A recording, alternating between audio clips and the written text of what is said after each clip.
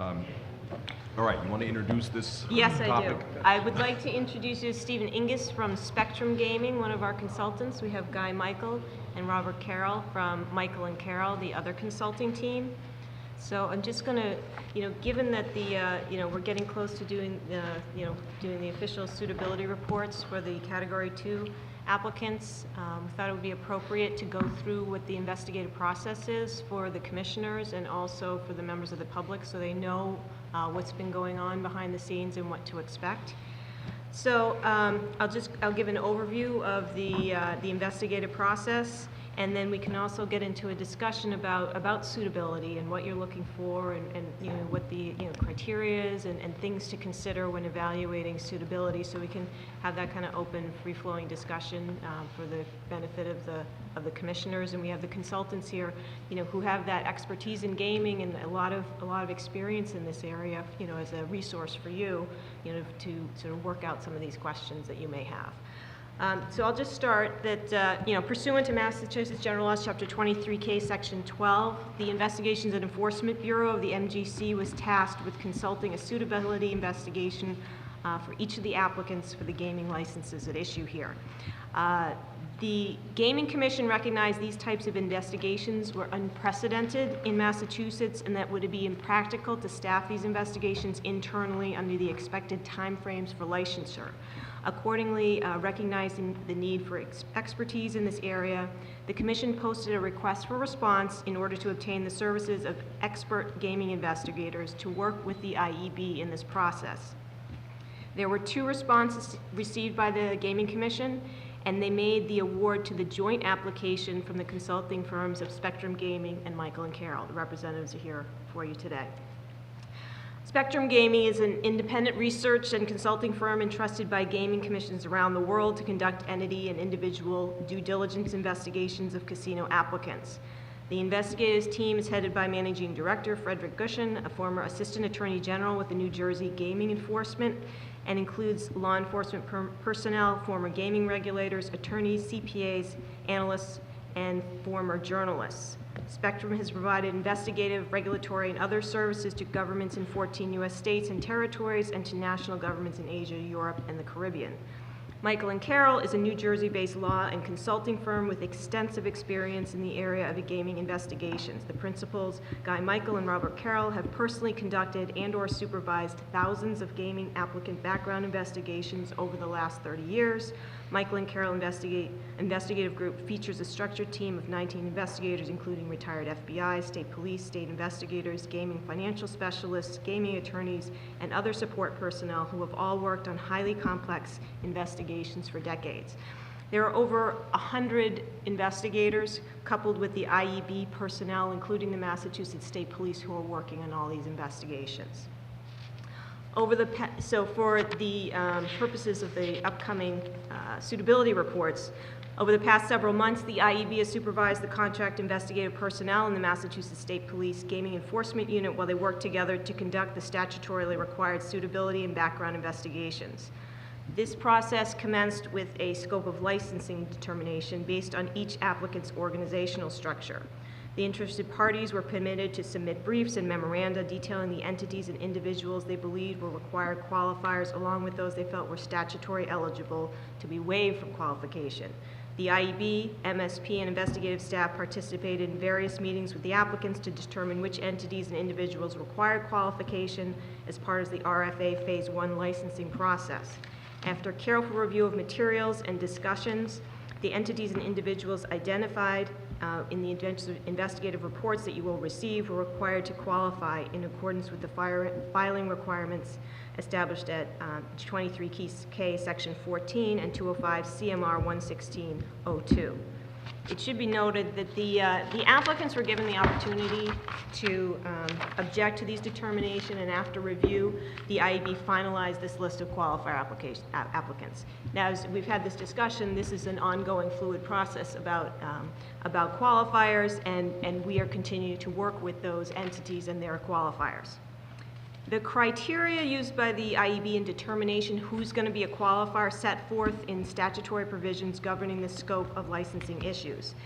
Additionally, the IEB applied all relevant sections of the MGC's own regulations, specifically 205 CMR 116.01 to 116.03 inclusive. After the initial scope of licensing was determined, applicants then complied with the submission of the required application materials, privacy and liability waivers, the application fee, and all information requested during the course of the comprehensive investigation of each qualifier. The IEB also advised the applicant that it is required to establish suitability of all financial sources relating to the gaming establishment. All of these financial sources may not be known at this juncture, and any additional financial sources will need full disclosure, background and suitability investigation, and evaluation when identified by the applicant if the applicant approves the applicant's if the commission approves the applicant's advancement to the Phase 2 process. As you know, as part of the Phase 2 application, there is a requirement of further scope of their project and their licensing, and we expect that we can get a more detailed analysis of their sort of financial situation at that time as well. In order to achieve Phase 1 suitability, an applicant for a casino gaming license and any person or entity deemed a qualifier pursuant to 23K Section 14 must provide all required application materials relevant to Phase 1 evaluations, as well as satisfy the relevant statutory suitability criteria set forth in Massachusetts General Laws, Chapter 23K, Section 12 and 16 of the Act. The standard for satisfaction of the suitability criteria requires that each applicant and qualifier to establish its qualification for licensure by the Commission by clear and convincing evidence. The various statutory criteria with appropriate annotations I'll list below. So these are the statutory criteria that the members of the public may be interested in. These are things that the Commission and the IEB, they're looking at when they're looking at, is someone qualified to proceed in the process. So the questions are, has the applicant qualifier been convicted of a felony or other crime involving embezzlement, theft, fraud, or perjury? Has the applicant or qualifier submitted an application for a gaming license which contains false or misleading information? Has the applicant qualifier committed prior acts which have not been prosecuted or in which the applicant qualifier was not convicted, but form a pattern of misconduct that makes the applicant unsuitable for a license under the chapter? Does the applicant or qualifier have affiliates or close associates that would not qualify for a license or whose relationship with the applicant may pose an injurious threat to the interests of the Commonwealth in awarding a gaming license to the applicant? Does the applicant or qualifier demonstrate integrity, honesty, good character, and reputation? Does the applicant or qualifier demonstrate financial stability, integrity, and background?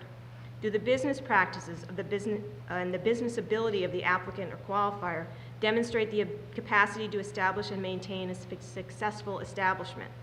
Does the applicant or qualifier have an adverse history of compliance with gaming license requirements in other jurisdictions? Is the applicant or qualifier a defendant in litigation involving its business practices? Are all the parties in interest, including but not limited to affiliates, close associates, and financial sources, suitable to hold or participate in the gaming license? Is the applicant or qualifier disqualified from receiving a license under Massachusetts General Laws, Chapter 23K, Section 16? Has the application or qualifier failed to establish their integrity or the integrity of any affiliate, close associate, financial source, or any person required to be qualified by the Commission? Has the applicant or qualifier failed to demonstrate responsible business practices in any jurisdiction? Has the applicant qualifier failed to overcome for any other reason as determined by the Commission as to why it would be injurious to the interests of the Commonwealth in awarding the applicant a gaming license? And has the applicant qualifier made any political contributions prohibited by Massachusetts laws, Chapter 23K?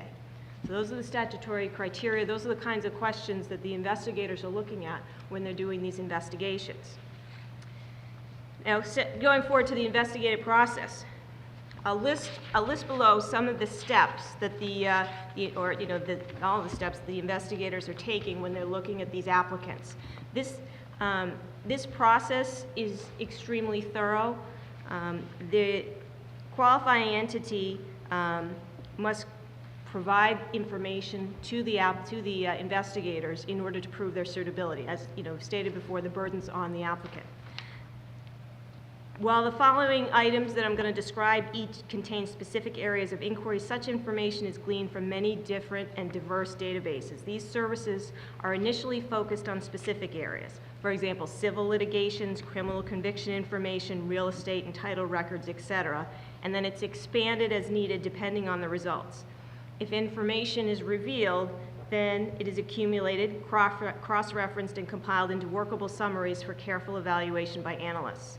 Thereafter, from this massive information, a database report is derived on each applicant or qualifier and is then reviewed by a supervisor and a field investigator, and follow-up verifications of relevant, important data, for example, licenses, compliance histories, etc., and areas of concern are then the subject of follow-up investigative activities.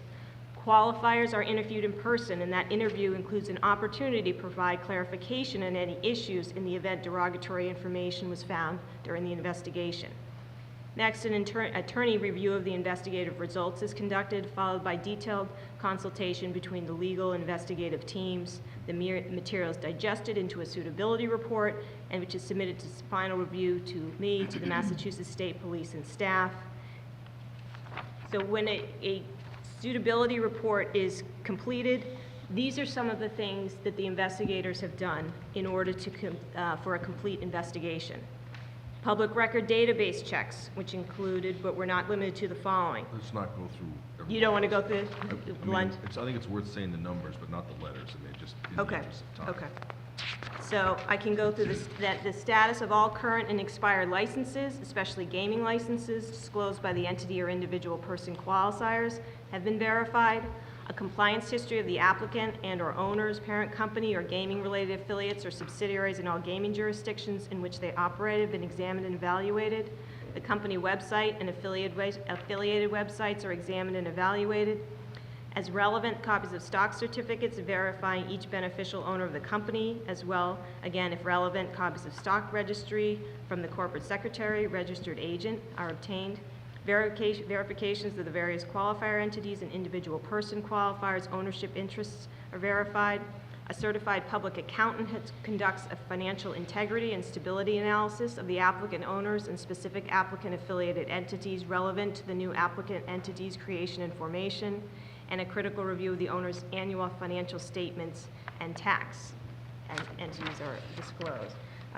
We also look at compliance with the Foreign Corrupt Practices Act, and anti-money laundering policy and protocol, and applicable policy and procedures, as well as the sampling of internal and or external investigations or relevant compliance hypothetical scenarios are included in subjects of personal interviews with key owners, qualifiers, and those were evaluated. For publicly traded companies, a review of all noted checks and critical securities and exchange commissions filings, including quarterly filings and annual reports filed by the company for the past 3 years. Is conducted. A check with the SEC and state security officials as to the applicant, and any investigations conducted by these agencies over the past 17 years was performed. For international companies and or subsidiaries, steps are taken to replicate the investigatory steps for domestic entities and were executed to the extent possible. The beneficial ownership of the entity is determined, and if applicable, a copy of the stock registry from the company's registered agents was secured. A media search in the country where the applicant is incorporated and headquartered, as well as within the major countries where the company engages in business activities, also conducted. They check the motor vehicle registrations, driver's license, and driving history of those are examined and verified. The investigative team also examines the applicants and the qualifiers' past business practices and business ability, as well as qualifiers demonstrate a history to launch and maintain a successful gaming establishment. The applicant's qualifiers' history of compliance with gaming regulations is assessed. The applicant qualifiers' litigations history is assessed. The application qualifiers' record of political contributions in Massachusetts and, if relevant, other jurisdictions is assessed. The Massachusetts State Police also conducts a thorough federal, state, and Commonwealth criminal history inquiry based on the applicant qualifier submissions, and also process fingerprint examinations on all natural person qualifiers. And an inquiry is conducted to determine if any credible information existed at any databases online or available from law enforcement or regulatory sources regarding any applicant or qualifier involvement or affiliation with any organized criminal groups or persons with criminal history. Each individual person qualifies educational background was examined and verified. Each individual person's qualifiers employment history was examined and verified as necessary. All personal references for individual person qualifiers were conducted and interviewed. All professional licenses of applicant qualified were examined and verified, including specific verification of any gaming industry-related licenses, permits, or suitability determinations, and applicant business affiliations for applicant entities and individual person qualifiers were examined and evaluated. I realize that somewhat long-winded, and I recognize it's somewhat of a list for you to consider, but I think it's important, given the scope of the investigation and given, the cost of the investigation for the commissioners and the public to know how extensive this was and the type of things that they were looking for. And, as I said, there's over 100 investigators that are working on this process and that have done that for not only the slots applicants, but are also considering that, doing that, or they're also continuing to do that work for the Category 1 applicants. As we've discussed prior, the Bureau will continue to investigate the background and qualifications of all applicants and ultimately all licensees. Suitability is an ongoing process. Although we take a snapshot for the report for you, the job does not end there. We continue to look at all the applicants and assess suitability. Should additional information be gleaned from further inquiry, it would be appropriately reported to the Commission for further review. Should also be understood that any determination of suitability that might be made by the Commission based on this criteria and the report during the Phase 1 process will not constitute the final analysis of these matters. The suitability report becomes part of the material considered part of the Phase 2 of the application evaluation process, as the Commission is empowered to also consider the relative suitability of applicants when it makes its final license decision at the end of Phase 2. And I think that's important, that the information that you're getting in these reports is also something that's going to be part of the package for Phase 2. So all that information still is relevant and still can be a part of the evaluation process for the ultimate license decision. So that's generally the overview of what we've been doing, what the background for what goes into those reports. I have the consultants with me today. We thought it would be helpful to have a discussion based on this investigative process, what the Commission is going to be looking at and some of the things, some hypotheticals for what they may be considering, and so open that up for discussion. So I'm going to turn it over to... Okay, I'll start if it's okay.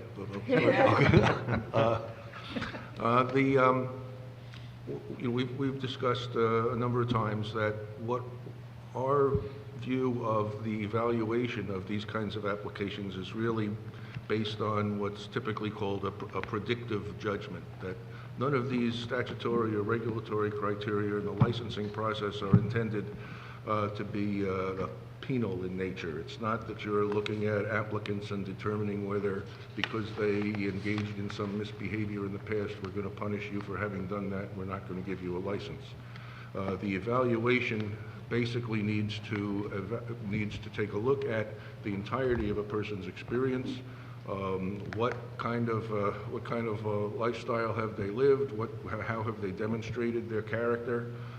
And to then evaluate from that basis whether they can be trusted to act in a way that you would expect a good licensee to behave. Will they follow the regulations? Will they be good citizens of the community? Will they give the Commonwealth the reputation that it deserves? So there isn't any single factor. Now, the statute does talk about some criminal records that are automatic disqualifications, and those are legislative judgments that if a person engaged in that kind of activity, they just can't be trusted. But apart from those, there is really no single factor that you will be looking at or that we could present to you that automatically says this person's qualified or this company's qualified and this company is or is not. It's a very subjective evaluation, and the standards that you seek to impose are those that have to take in a variety of both integrity and policy factors. What do you want future applicants to how do you want them to view Massachusetts? How much are you going to take into account the regulatory records, prior licensing in other jurisdictions? candidly, what weight will you give to different jurisdictions in terms of whether they've licensed a company or not? And a whole set of variables that we wish we could give you a checklist that you could just check off and say yes, no, but unfortunately it gets a lot more complicated than that, and suitability in some people's eyes may not be suitability in another. There's a line in one of the casino license decisions that we refer to a lot that says that character is that thread of intention that runs through the course of a person's lifetime. And that poetically, I guess, is what you have to be looking at. What kind of person is this? It's not an easy judgment to make, but it's the judgment that you're being asked to make.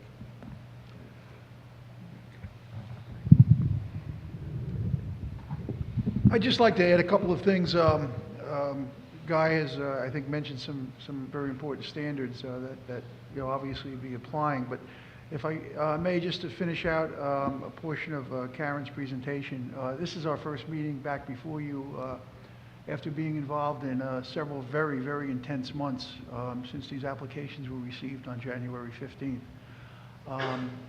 To be very candid, the team that we put together has been exceptionally dedicated. The hours and the time and the weekends and the after hours has been tremendous. And you know, your confidence in allowing us, providing us the resources to conduct the full and complete investigations is much appreciated. But I think some of this we'll only have to really say once because we'll be back in front of you for the next several months presenting these suitability materials. But just to give you a little more scope of some of the things that were done, and so that the record is complete in this regard, just on a quick count, our people have been, and Spectrum I'm sure could even supplement this, we've been to 17 states. We've been throughout Canada, Macau, Great Britain, and we've had a number of issues that have come up that we've had to run down. In some cases, new issues that have not been presented before in other jurisdictions. And as part of that, among these states, we've submitted either MOU requests or requests for information. But the important part is we had to start by building a foundational basis for the Massachusetts Gaming Commission to be on the map, to create that level of demonstrated competence and confidence that they could have that what was being done in Massachusetts was being done to the highest standards. That was the bar that you all set.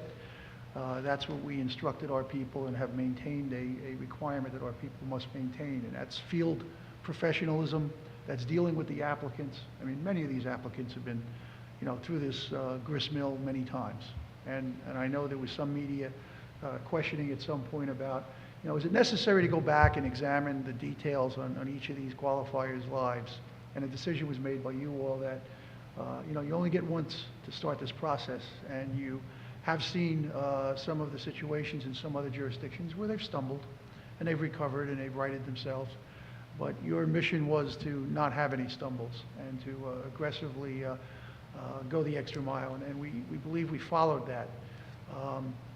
Certainly, when you read these materials, you'll see there are details in there, and you may have findings and concerns that you want us to follow up more, and there will be processes that will be discussed perhaps today and in the future weeks about that. But the reports that we've got back from the dealing with the other agencies, with the 17, 18 states that we've been in, and the other countries is going very well. There's been a very good reception of the Massachusetts Gaming Commission. I just want to give one kudo to Karen. She's been a tremendous source of strength for everyone in terms of dealing with changes in direction, changes in issue that these investigations take you down the road. And we really do appreciate your assistance and your direction and your expertise. She's been a very calming influence. So I just wanted to add those things. You're off to a good start within the industry. I don't know what feedback you're getting on our particular group, but we hope that if there's anything that's ever done out there that is in any way something that you wish either shouldn't be done or should be corrected, we'll certainly do seize upon that and make sure any corrections. But we've been very studious in and trying to adhere to those levels of professionalism. The last thing I just wanted to mention on it is, in going forward with all of these suitability investigations, that they don't stop. You know, as we've said many times, there's no finish line. Suitability is continuing. They have an obligation not only to report to you change in circumstances or change in, you know, whether it's the qualifiers, the players, their structure, whatever it may be. So there is a fluid aspect to this.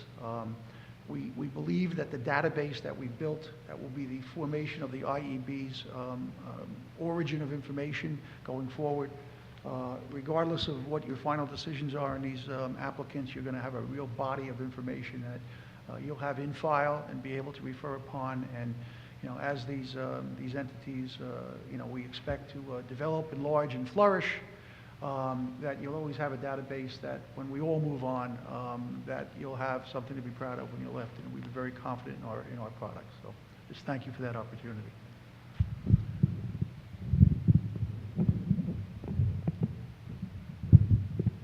Okay, first I want to concur wholeheartedly with the comments that Guy and Bob have made, particularly with respect to the appreciation of Karen's efforts throughout this whole process. I'm going to take a bit of a different tack. You've been presented with what the licensing standards are. The statute and regulations make them clear. I think the next issue that you need to determine is how you're going to go about evaluating those standards in terms of the nature of the hearing process that you envision. And that could take different forms. You've had an opportunity, at least preliminarily, to review the investigative reports on the Category 2 applicants. You've noticed and observed that there are significant issues raised that potentially impact upon findings of suitability. The initial threshold question you need to answer amongst yourselves is whether those significant issues rise to a certain level that you believe you cannot make a positive finding of suitability without having an evidentiary hearing, at which time the applicant, whether it's the entity, representatives, or particular individual qualifiers, need to demonstrate to you through their testimony that they have affirmatively established their suitability under the law. Alternatively, you may determine that the issues do not rise to that level and that you are able to reach a decision on suitability based on a review of the background report and the question and answer process that necessarily will proceed at the public hearing. Many jurisdictions have taken that latter approach and have forwarded contested cases to hearing examiners. I believe in Massachusetts, the determination has been made that the commission will hear all contested cases. So if there is a given qualifier that you believe needs to have an evidentiary hearing, that hearing would take place in front of the full commission as part of the entity's license suitability hearing. I mean, my expectation is that the, you know, I'll submit. Karen. Oh, pardon me. I'll submit, you know, the final version's suitability reports with the recommendation for me. So if the recommendation is an unconditional positive determination of suitability, then that would go to that hearing. They would have kind of hearing. And the applicant may waive the adjudicatory hearing and just go to a public hearing. If there's not an unconditional recommendation of suitability, then if they do not have that option to waive the adjudicatory hearing, it goes to the adjudicatory hearing. So the expectation is that depending on what the recommendation is from the IEB, it could either go to this public hearing or an adjudicatory hearing, in which case the, So the option of adjudicatory, it's given that it's adjudicatory unless the bidder waives it, right? correct. But we can also permit them not permit them to waive it? Yeah. Well, based on the way the statute is written, if the IEB makes a recommendation that suitability cannot be found without an adjudicatory hearing, it would automatically have to go to an adjudicatory hearing. Okay. Right, right. So it's really that unconditional finding of suitability. And go ahead. Just to elaborate a bit, if you do have the, sorry, If you do have a public hearing and it's considered not to be an adjudicatory hearing, it still remains a possibility, although usually remote, that you may find that the answers are not satisfactory, and you believe that you need to have an evidentiary hearing, at which time you would then bifurcate the proceeding. It is a possibility. I just want you to be aware of that. So some of the issues that, may come up, and, leave it to the commission's discretion whether they want to disclose it, would be, at the association of qualifiers with individuals of questionable character, less than impressive business practices, tax evasion, tax avoidance practices, and one of the other issues that I think may be important for the commission to sort of hash out in discussion is the importance of business practices and associations in other jurisdictions, both domestic and international. We have entities that are applying for licenses, both in Category 1 and Category 2, that do business in other places. And it would be helpful, for the IEB and just going forward to know, what is the commission's thinking on that? How important is what their business practices are in other jurisdictions in the United States or internationally in making that evaluation? Another issue is misinformation on application forms. How important is it that the application form be accurate, whether it be intentional or unintentionally providing misinformation on the application form. So those, some of the issues that, I throw out for discussion if the commission has interest in sort of hashing that out. But these are some of the issues that, in any kind of suitability investigation in any jurisdiction, these are going to come out. I'm not referring to anything in particular, particular applicant at this point. And it's important to remember there's no particular rule of thumb. For example, in considering a particular business transaction, the commission may have serious concerns about an applicant having entered into a business contract with a particular individual or entity. Now, the remedy to that might be that the termination of that particular business contract is deemed by the commission to be sufficient to then proceed for a finding of suitability. Conversely, the commission may decide that that business association is so unfavorable for a finding of suitability that even its termination cannot dissipate the taint of that association. So those are some of the things that you would need to consider on a case-by-case basis. Director Wells, I had a couple of comments on your discussion points. First is, I think it's very important, the manner in which business is conducted anywhere in the world. And along those lines, in reading the reports, I was wondering, and it seemed like it may have been somewhat difficult to ascertain information to the same degree. We don't have the same relationships, obviously. We have MOUs, we have relationships with other police agencies in this country. How difficult was it in other jurisdictions around the world to obtain the information needed? I would agree that international jurisdictions are more difficult than domestic. Some jurisdictions are easier than others. That generally it runs the gamut.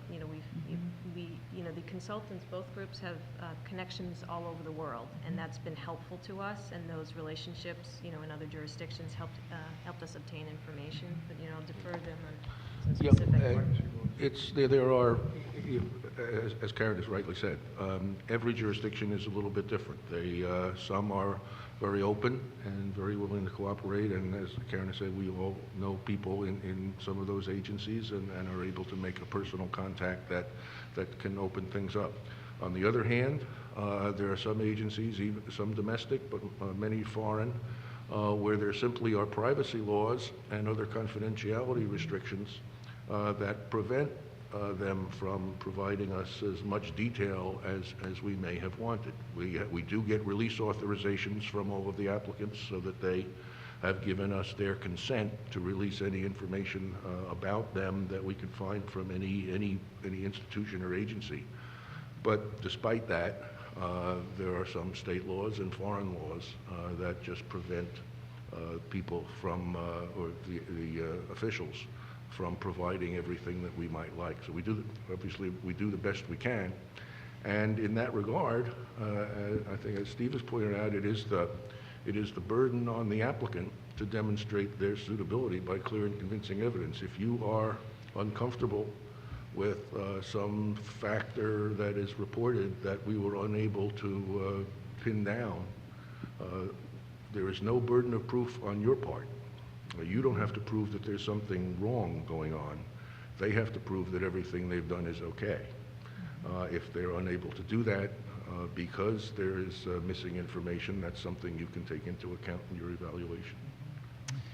The second point, Director, that you brought up was missing information from applications. Misinformation. Misinformation. You know, to me, that's all about the interview and the forthright or lack of information in the interview itself. Do you find the personal interview to be a really important piece of this determination or recommendation? I absolutely do. You can, you can tell a lot, during the interview and how forthright they are. We've had interviews where people have come with all their information, they bring an accountant, they lay it all on the table, and that helps us in making an evaluation of their application, their qualifier status, And in some instances, because the issues are so significant, a sworn interview is taken, at which time the commission will be able to evaluate the transcript of that interview. Very simply put, a critical factor in the evaluation of any applicant's suitability is their degree of cooperation and their degree of willingness to be as transparent as possible. So applicants that are reluctant to provide information or provide false or misleading information have to be set on one side of the ledger, whereas applicants that are as helpful as they possibly can be certainly are on the other side. And it's important to recognize the distinction between inadvertent omissions on an application and an intent to deceive the commission by omitting material facts that exhibit dishonesty. And one thing we were finding is that, Karen, it might be easier if you just take the mic out of the Oh, stand yeah. and just pass the mic around. I'm usually able to be heard. Yeah, no, it's not. Just one thing we found is that we really get sort of a look at, when we're doing the investigation, what this applicant is going to be like to regulate, because the commission, and they're going to have to regulate the license holder. So we are getting a good idea of what, how responsive they are, how easy they are to work with. So that's been helpful to us as far as figuring that.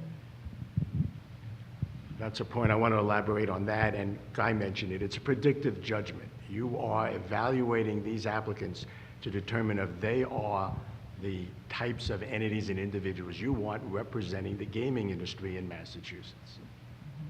Remembering that you are entrusted with the responsibility of ensuring public confidence and trust in the regulatory process. And if there is a particular individual or entity that you feel undermines that public confidence and trust, then that person is not going to be able to demonstrate suitability. No,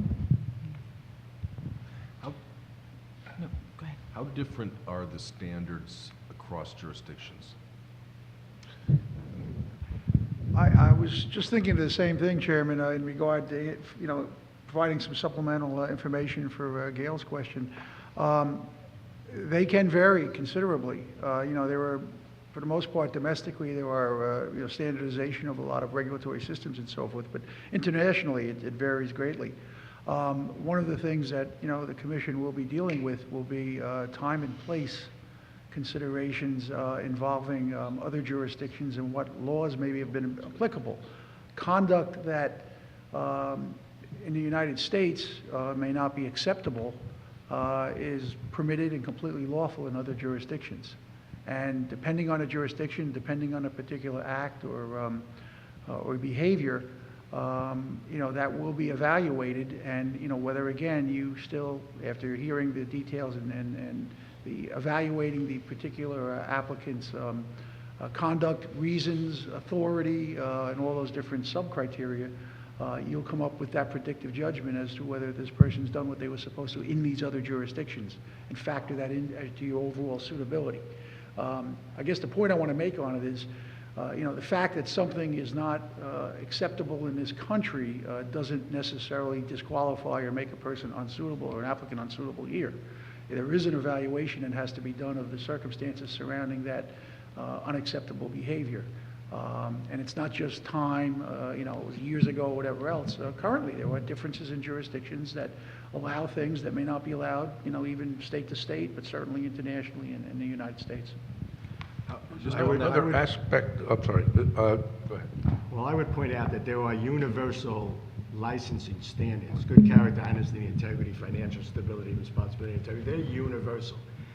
Where there are differences is how they are applied and evaluated. And different jurisdictions, based on the same fact pattern, may find different results. And that, we've experienced that many times. And I think back to an anecdote when when New Jersey was a brand-new licensing jurisdiction. And there was had been only Nevada in the past. And an individual came before the commission in New Jersey and said, "I'm here, I've been licensed in Nevada for X number of years." And the commissioner said, "Well, last time I looked, you're not in Nevada any longer." He was applying for a license in New Jersey and was declined. Same set of facts, different result based on the analysis given by that particular regulatory agency. There have been people that have been licensed in one jurisdiction that cannot get licensed in another jurisdiction. That was the question I was originally asking. I was thinking domestically. The foreign I want to ask about too, but domestically. So can you describe words like, everybody uses the same words: integrity, honesty, good character, and so forth. Those are utterly and totally meaningless. Right.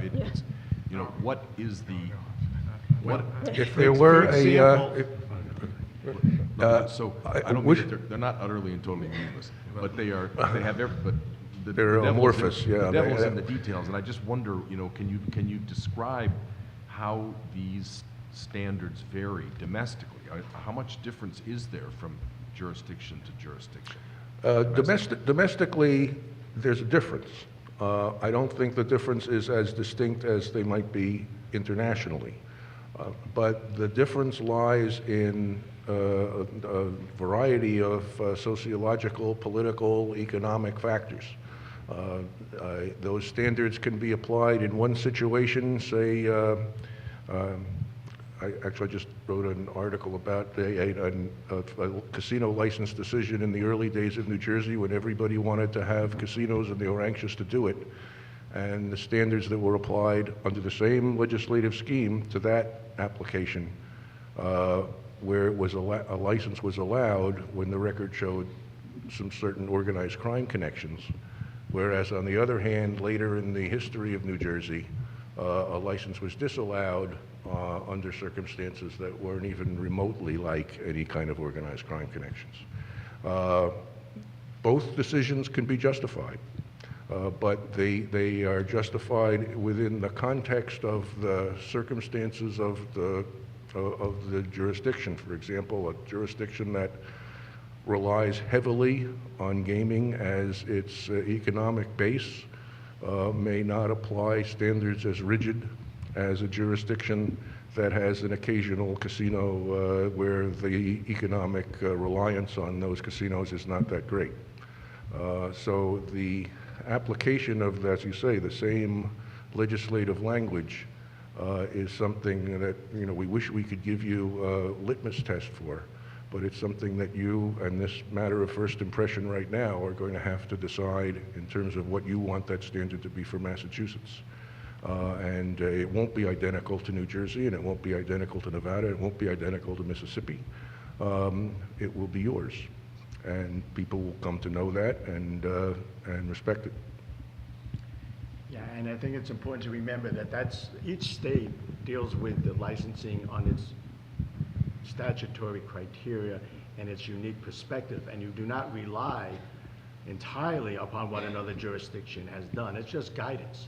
So the fact that someone has been licensed elsewhere does not necessarily mean you need to license them here in Massachusetts.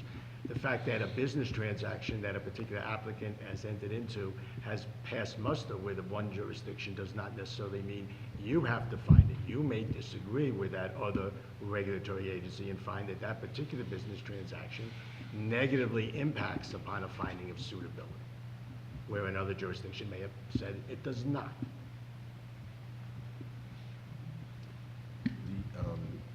Do other jurisdictions use the clear and convincing evidence? Yes, that is a So that's- universal standard. So that's standard, interesting. I was having. And that standard has been approved by the courts universally in reviewing licensing cases. I was talking to somebody, a vice chancellor of a local university who is Chinese, about the issue of our going through the background checks and the issues of trying to evaluate what matters and what doesn't. And I said, so hypothetically, what would you do if somebody, practices good business practices here, but the person goes to China and pays a bribe? And this person I was talking to, Chinese man, said that was not a bribe in China, and it's not, when you say it, it implies a certain thing, but in China it's not that. So and you said that you were saying that there are different, you need to try to figure out, not just because you've done something in one ethos which is illegal in our ethos, it doesn't necessarily mean you would be, but how does the Foreign Corrupt Practices Act, what's the essence of that? There must be, I've heard the word many times, but I don't really know what it says. What are the standards that makes foreign practices corrupt in the United States? There are a variety of standards in the Act, but what it essentially does is it permits business to be conducted up to a point in accordance with what would be acceptable practice in the jurisdiction in which you're doing business. For example, what are called grease payments are legal. It's called that in the statute, where if you can't get, if the only way to get your goods off the dock is to pay off one of the longshoremen, then you're allowed to pay off the longshoreman, otherwise you just can't do business. And it's recognized that that would not be a crime under U.S. law. Now, bribing public officials and so on, that's a different story. But in terms of the small concessions, that small might be an inadequate term for it, but in terms of the concessions that need to be made in order to conduct business in a jurisdiction which, as you say, might have a different ethos, the Foreign Corrupt Practices Act recognizes that might be permissible. Interesting. There's also, isn't there, though, coming back to the chairman's discussion with his colleague from China, I too have talked to a number of people in the court systems in China, where there is a fair amount of payments, and those are regarded by many people as bribes, but are justified on the ground that because everybody does it, nobody has an edge. That, it seems to me, is something that we can view through our own prism here. And the fact that it is done there because everybody does it, doesn't necessarily mean that we have to take into account and look at it as just one of the things you have to do to succeed. I'm not saying you don't, but it seems to me one has to look at the circumstances under which the transaction occurred. This is putting illegality to one side, consistent with the Foreign Corrupt Practice. And one cannot make take a blanket view one way or the other on those kinds of transactions, because they do, in some cases, indicate what people are going to do when nobody's looking. And that, after all, is what we're trying to figure out. This may be a good time to ask about relative suitability, because I think these kinds of issues, there may be certain issues that distinguish, or suitability is not just suitability. Would you agree that? Yes. Yeah, and I mentioned earlier that when the Gaming Act was enacted, there was not this phase 1, phase 2. This was something that the Gaming Commission thought would be in the best interest of the Commonwealth. So when, in the original legislation, the suitability is sort of part of this licensing process evaluation. So you don't lose that because you have this phase 1 and phase 2. So information that is going to be in these reports that you consider, may not rise to the level of finding, someone unsuitable. You may be convinced by clear and convincing evidence they're suitable.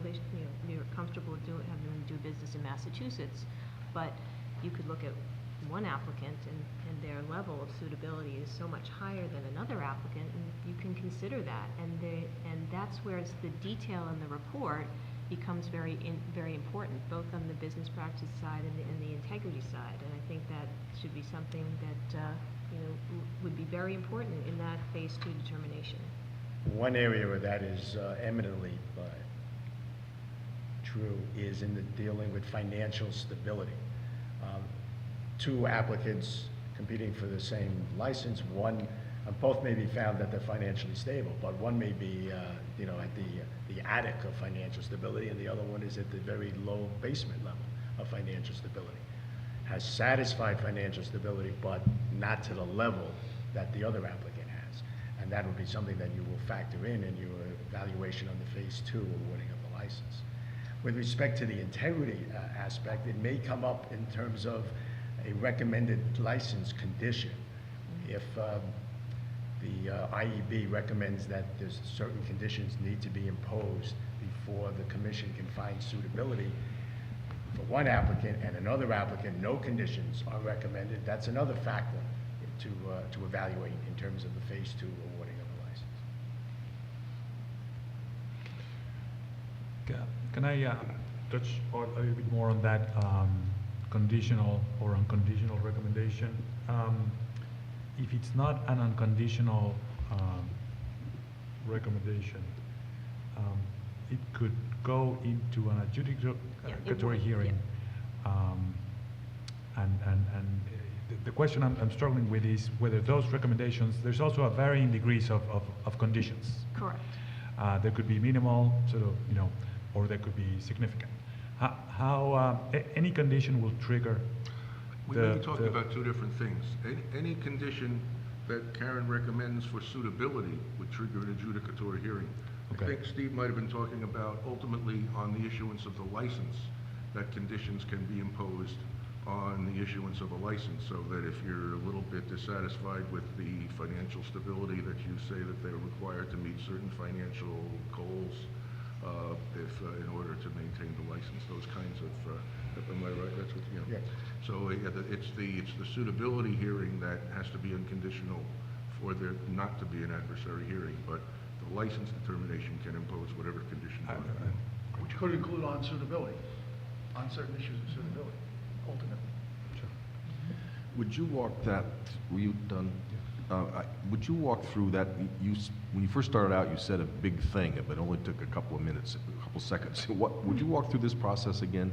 So you're gonna do what, and how does this relate to adjudicatory hearings? So I would submit a report to the commission with a recommendation. The IEB is required to submit a recommendation. If my recommendation is an unconditional positive determination, then the applicant has the opportunity to waive the adjudicatory hearing and just have a public hearing. So it's And by unconditional, what does that mean in this context? basically that you're not putting any conditions on their suitability. I'm trying to think of a hypothetical example that's not pertaining to one of our applicants. So,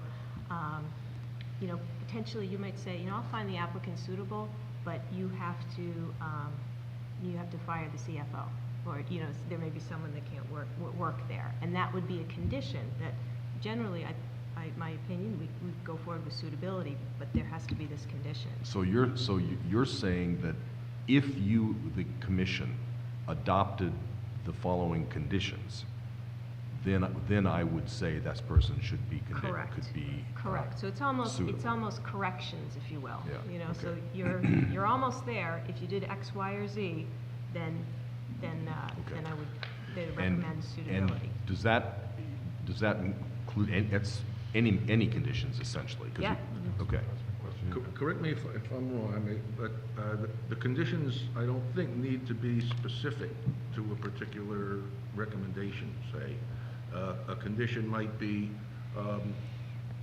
we are able to, we recommend a finding of suitability only if the following issue is heard and resolved, Yeah. for example. So that would be a condition, you know, there'd be a less than a full recommendation of suitability. Okay, so if you find, if your recommendation is that an unconditional status of suitability be assigned, then it's expected that the bidder will waive their adjudicatory right, or they do whatever they want, but probably will waive adjudicatory right. That goes right through the process. Okay.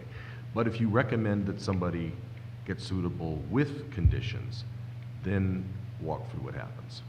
So it must be heard in an adjudicatory fashion before suitability is determined. Okay, and so the process for that is what?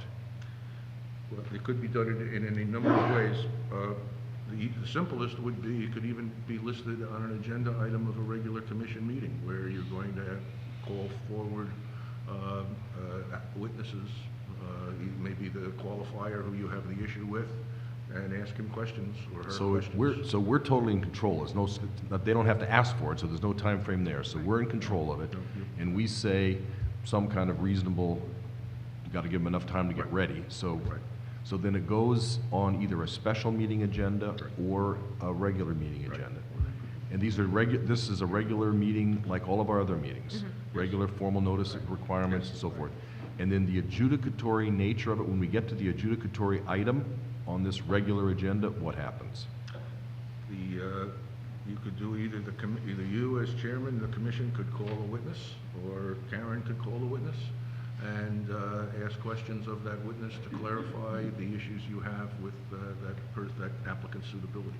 You know, and one, I would just add one little caveat there, because you're going through an adjudicatory hearing process. It's ordinarily contemplated that there are pre-hearing conferences that set forth a specific issue so that when you actually get to the hearing, there aren't any surprises regarding procedure and the substantive issues.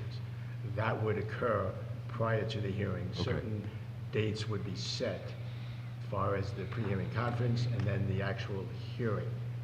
There would be a determination as to what witnesses the commission wanted to hear from. The applicant can put on as many witnesses as they want, but there are certain witnesses that the commission will insist upon hearing in a given case. Okay, so that was that. So if you, going back then, so you determine that there needs to be an adjudicatory hearing, then there needs to be pre-hearing conferences and witness scheduling. Then now we're at our regular meeting, get to the adjudicatory.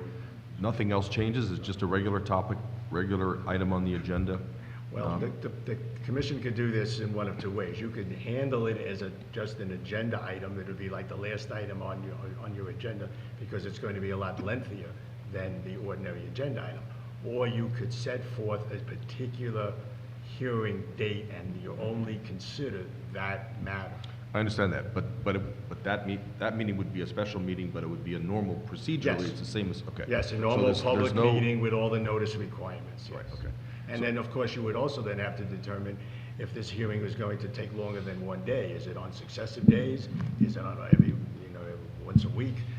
Those are things that you need to take into account, not today, but going forward. And there's no, adjudicatory says nothing about confidentiality or executive session or anything like that. It's an open public conversation. It's an open public hearing. Okay. And it's expected that you will conduct the hearing as you are doing today's proceeding. Well, you can't have executive sessions in an adjudicatory hearing, No. right? I mean, these are public hearings. That's a Correct. major difference between a hearing and Right. and Now, an adjudicatory. during a particular adjudicatory hearing, there may be a request by an applicant that certain information be designated as confidential, and then you'll have to deal with it on a case-by-case basis. That's come up in all jurisdictions. And sometimes, I speak from personal experience, you have to run to court to resolve the issue. But Can you said- provide an example, Steve? Yes, we were doing the Merv Griffin hearing, trying to purchase resorts in the late 1980s in New Jersey. And during the course of the hearing, there was an issue raised with one of Mr. Griffin's business associates. The attorney for that business associate claimed that all the information concerning him was confidential. Filed an appeal. We went to the appellate division and the Supreme Court. The Supreme Court resolved the case in favor of the commission hearing it, and it was not deemed confidential. It's a published decision that's been followed in all jurisdictions regarding confidentiality during the course of an adjudicatory hearing. Were you following that up, Commissioner McHugh? No, I was just going to go back to the difference between a public hearing and an adjudicatory hearing. There's rights of examination and cross-examination in the adjudicatory hearing. Yes. Which are significantly different than in a public hearing. I mean, this is like a court proceeding, the adjudicatory. Yes, it is. Right. You sit in a quasi-judicial Right. stance Right. with the taking of testimony, the introduction of exhibits, And everything. hearing motions, making objection, hearing objections, deciding on objections, ruling on them. And every aspect of your decision has to be based on the record that's compiled at that hearing, not Yes. other things that And that- you can take into account in a public hearing, which Correct. is like written letters and other things like that. Correct.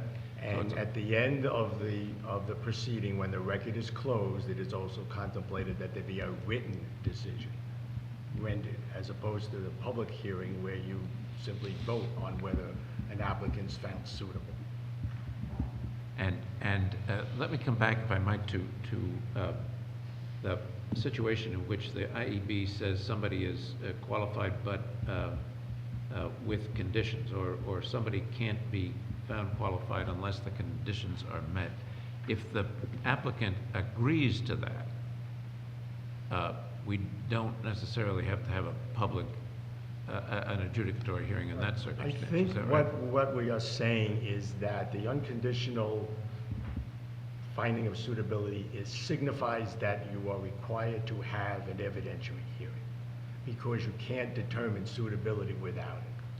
No, No, that wasn't my that's the question. But I think we get back to maybe what I was saying before.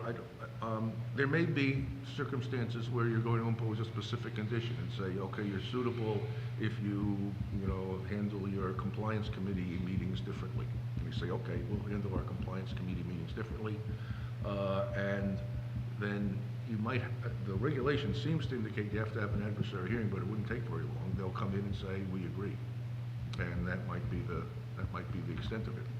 But I would anticipate that there will be other kinds of conditions where Karen will say, we can't come to a finding of unconditional suitability unless we hear testimony from X, Y, or A, B, or C to determine whether or not these issues can be adequately resolved.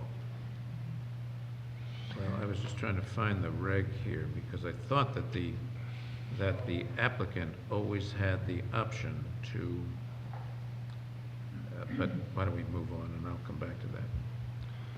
So- Well, they have the option, as Guy's pointed out, there are different kinds of conditions. There are the typical conditions that an applicant will readily agree to for a finding of suitability. For example, that they need to have a compliance committee. They'll acknowledge, okay, we've messed up in the past, we'll have a compliance committee in place within 3 months. There'll be other conditions that they cannot agree upon because the determination will be a finding of unsuitability. As Guy has pointed out, the condition will be that we cannot find suitability unless you resolve positively in your favor the following issues, E, B, and C, through testimony and documentary evidence. If they agree to that without proceeding to an adjudicatory hearing, then they can't be found suitable. So no applicant is going to agree to that. 11504, Commissioner. That's Right, the one you- right. Catherine, do you have? A couple of points on our regulations. Our regulations assume that the applicant can file a notice of claim. We have always taken that to mean that if there was a condition that the applicant did not agree on, they would file their notice of claim and they would go to an adjudicatory proceeding. We are trying to encourage people, obviously, if they don't have a claim, to go through a public hearing process, they would be quicker.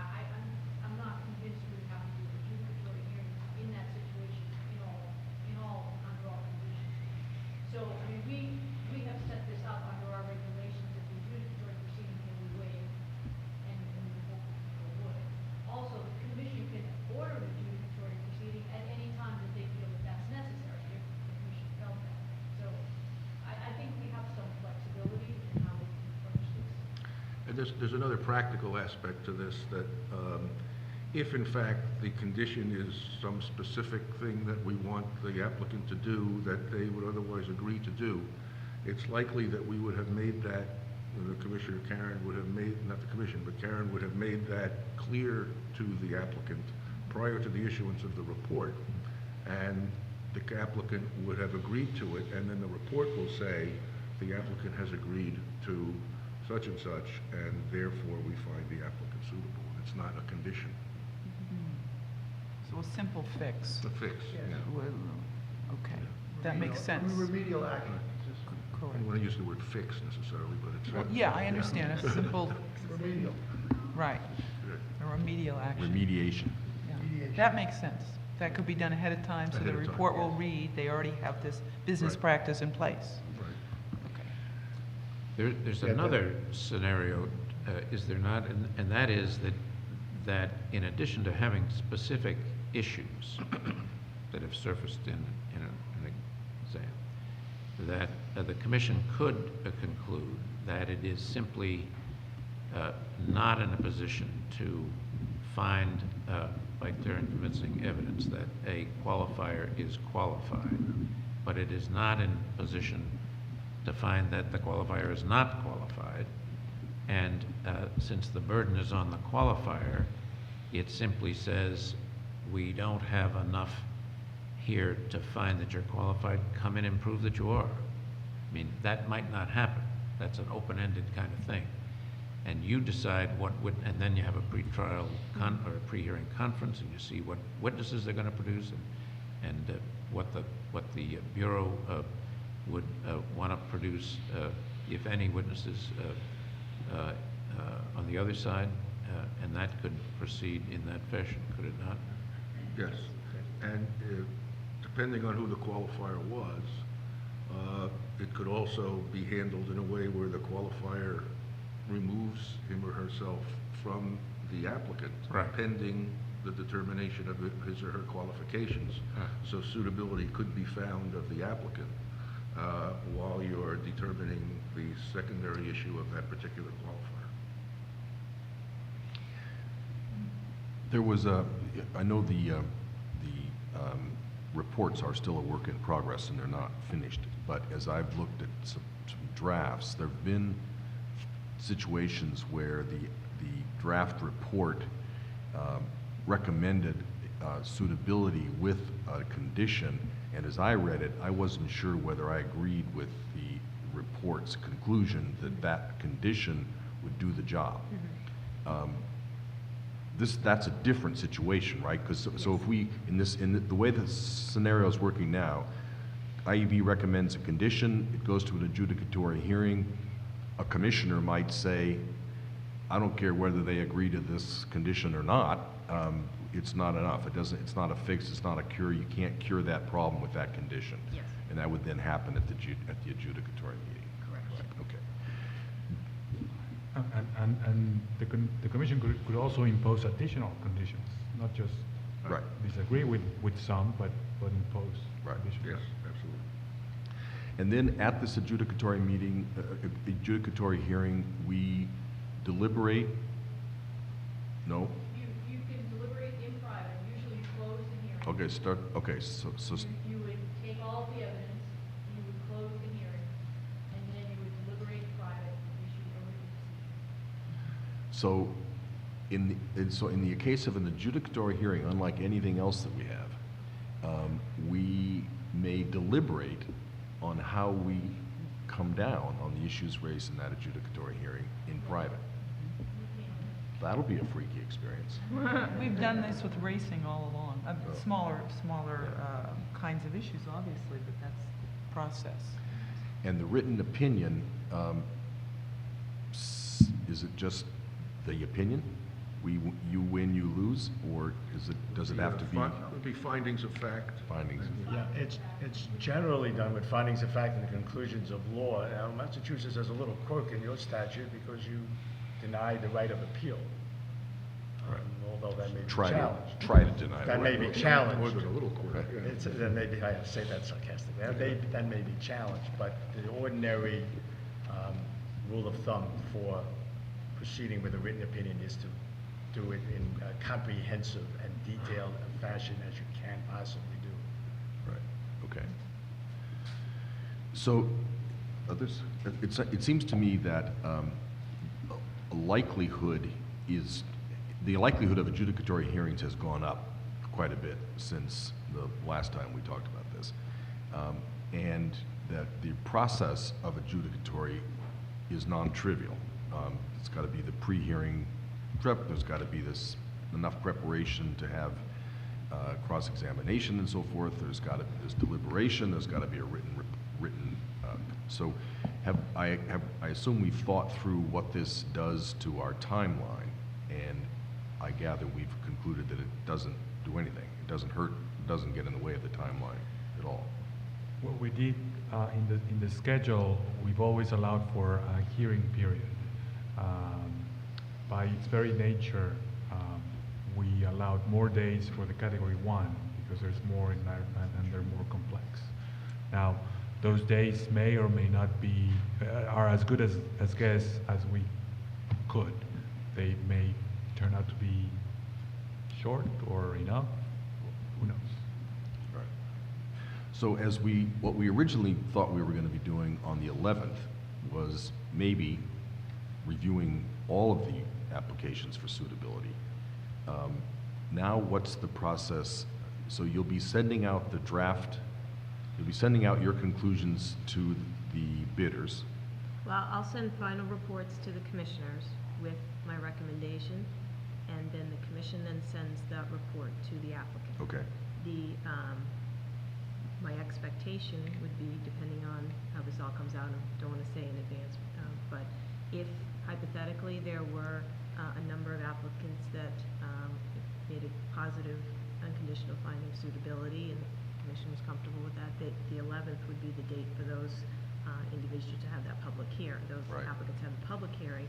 And then if in fact there were conditions that I recommended, or if I find an applicant unsuitable, then we would go to that adjudicatory hearing. And it's roughly scheduled that within a week or so, we were gonna invite comments on this conversation over the course of the next week, I think. And then shortly thereafter, you would send your reports to us and we will send them to the bidders, so that hopefully before the 11th, we will have figured out who, if anybody, is gonna come in on the 11th without conditions, and with the folks who have conditions, we will have figured out what schedule is gonna occur if it isn't the 11th. Right. Okay. Okay, interesting. I had some other sort of, just wondering how one takes things which sort of go as to abstracts of character. Like somebody, and this comes up in presidential debates, comes up everywhere. If somebody abides by the letter of the law, but uses every trick in the book to avoid taxes, as allegedly, for example, candidate Romney was alleged to have done. Some people think that's a problem. Some people say, hey, it's within the law. What's the issue? How do you take things like that, that are and accumulate judgments about things like that?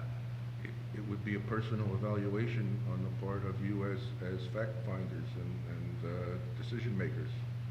There's no right or wrong answer to that.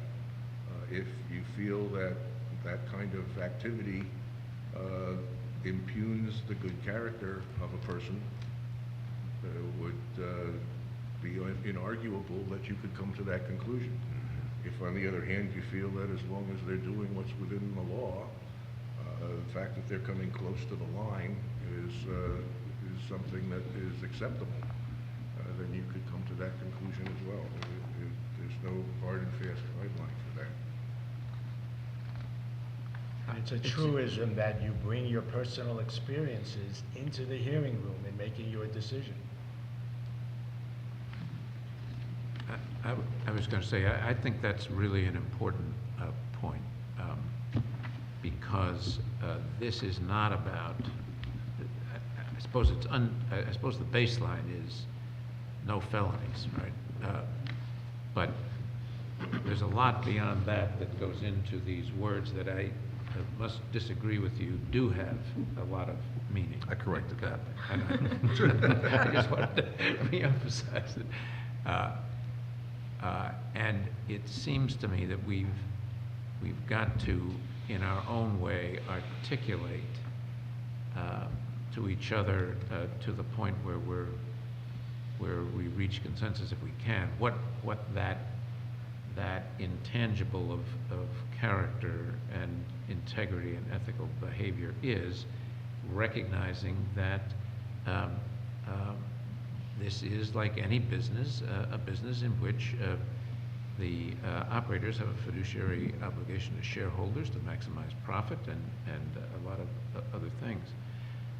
It seemed to me in conversations that we had yesterday that articulating a standard along the lines of what, am I convinced that this person, am I thoroughly convinced that this person will do the right thing when nobody's watching, is something that approaches the standard that we could think about.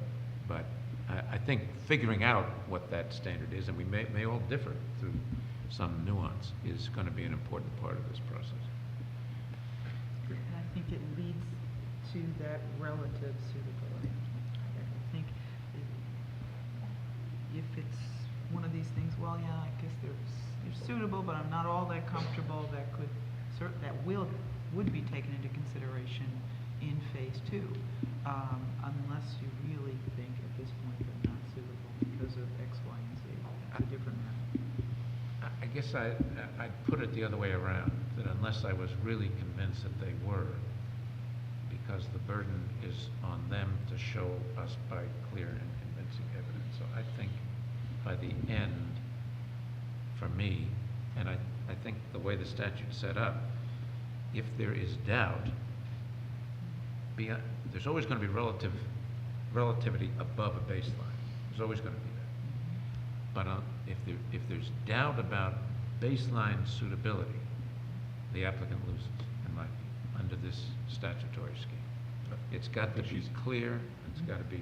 Yeah, I don't think you're disagreeing with that, but you're No, I'm seeing, not, but even Okay. with Said that, more it's a, eloquently. No, it's above that, though, that's the issue, you know, you Although can, I think but it's certainly, I mean, we certainly can't give anybody an assessment of suitability whom we wouldn't be comfortable having a license. Correct. You know, so, I don't Not want to every- sound like a total cynic about human behavior, but there's one factor to consider is some kind of reasonable expectation of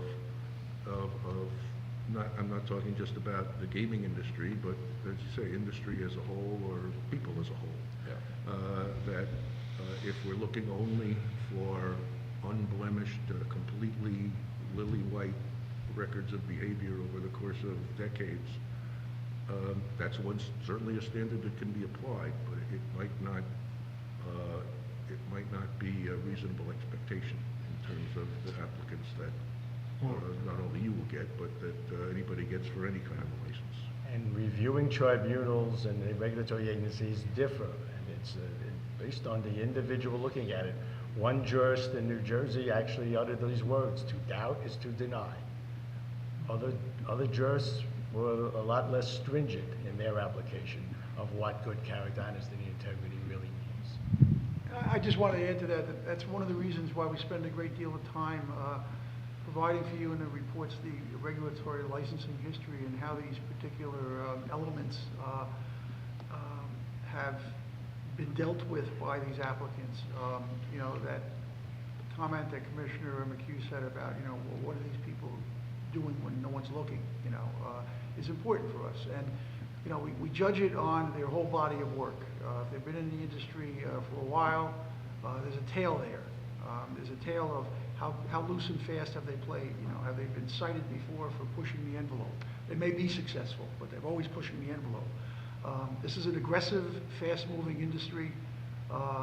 We expect those personalities, the most aggressive, you know, to be, in many cases, the most successful, but there are lines. And You know, it's our feeling that by including that kind of detail, that you can get a handle and get a sense of, you know, they've been aggressive, but they've stayed within the lines. They've been aggressive, they've crossed the lines a few times, they were caught at it, and they conducted remedial actions, and now they conduct themselves in a way that is acceptable. In both circumstances, it gets down to that relative suitability. You know, you may make an assessment that an operator is playing too fast and close historically, and it doesn't give you the same sense of comfort that another, say, less successful applicant is, but hasn't been as aggressive. So these are the type of things that make your, you know, your ultimate choice is very challenging. But you know, the criteria and the reason these investigations take so long is to get that information in a usable pile that you can analyze and make those predictive decisions. And frankly, if you feel that you need a little more in some areas, that's also right and allowed. Question about our applicants who have never been involved with gaming before. Did they find these investigations, were they surprised by the level of detail? Without question. I mean, they've been through intrusive things in other regulatory agencies, but gaming's a different world. You came across that with Vornado, which decided to pack up and leave. Right. I've thought about this in the context of our ethics rules, you know, and I'm sort of half asking you about this, but it's we can break ethics rules and be held accountable for breaking ethics rules, not for doing anything wrong, but for doing something that might appear to be wrong. We have to look out for the way things appear to the public, as well as what we actually do in our behavior. And it seems that there's somewhat of a parallel here. There's a burden on us to have an industry which appears to be clean as a whistle, as well as is clean as a whistle. So, which it brings in, you know, legal but aggressive tax avoidance, relatives and friends who are organized crime figures or have been convicted of various things, though nothing about you, the person has been, you know, identified. You know, these kinds of soft, you know, which to the public will surely raise questions. And our job is to protect the public perception of integrity as well as the actual integrity of this industry, which isn't very fair. You know, the potential implications of that aren't very fair in a way to the people in the mix. But I guess that, you know, to the bidders, but I guess that's what they're buying into, is that degree of independence and lack of constraint on our part to protect what the public thinks of this business as well as the reality of its operations. It's a pretty tough standard, but Yes, the That license, follows- I'm sorry. The licensing process is necessarily very stringent in the gaming industry, and historically, it's because gaming was looked upon as an unsavory enterprise. It's less so now with the proliferation of gaming jurisdictions, but it still has a connotation among a vast majority of people in a certain way. And therefore, the criteria are very stringent and sensitive in terms of the depth of the background investigation and the licensing standards that someone must abide by, far more than in almost any other industry. And that follows through not just in the licensing process, but, for example, with the concept of the exclusion list. You're keeping notorious people out of the casino, not just because you're afraid they might cheat, Right. but because if people walk into the casino and they see somebody they just saw in the newspaper or on the news getting arrested, it conveys an impression that you don't want to convey. all right. Were you going to respond to that? No, Sure. I'm all done. Okay, anybody else? Issues about suitability assessment process? Just a general comment, I think this is helpful, and I think going back to your point, Mr. Chairman, of you know, drawing a fine line and what the public may draw out of it, but also separating what we need to draw out of it as a commission, what our responsibilities are.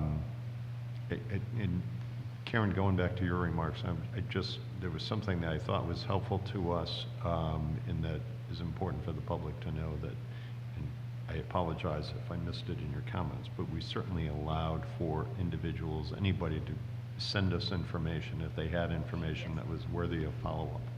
That, you know, letters, calls, comments, anything that the general public had, we didn't necessarily dismiss. Yes, and I have received that, and we have a whole process for that intake and for that evaluation through the state police and the contract investigators.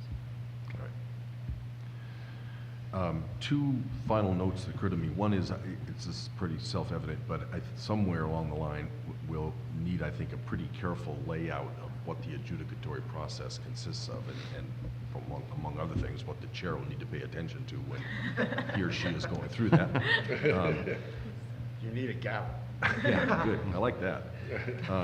And then the second thing is, I think we did, and Elaine, you can deal with this, but I think this has been a fairly interesting conversation about how we are going to implement these suitability judgments, and we wanted to have the public have and participants have an opportunity to comment on this before we wrap up the final versions of the reports. So we are asking anybody who's interested to comment to us through our comments site on the website, comments position on the website. Any reactions you have to this conversation, to these issues that we're dealing with, how we're going about making these judgments and implementing these rules and regs. So there's a week-long window for that, and we welcome any such feedback. Anybody else? Anyone in motion? I move that we adjourn. Second? Second. Once again, the ayes have it, unanimous. Thank you. Thank you. Thank you.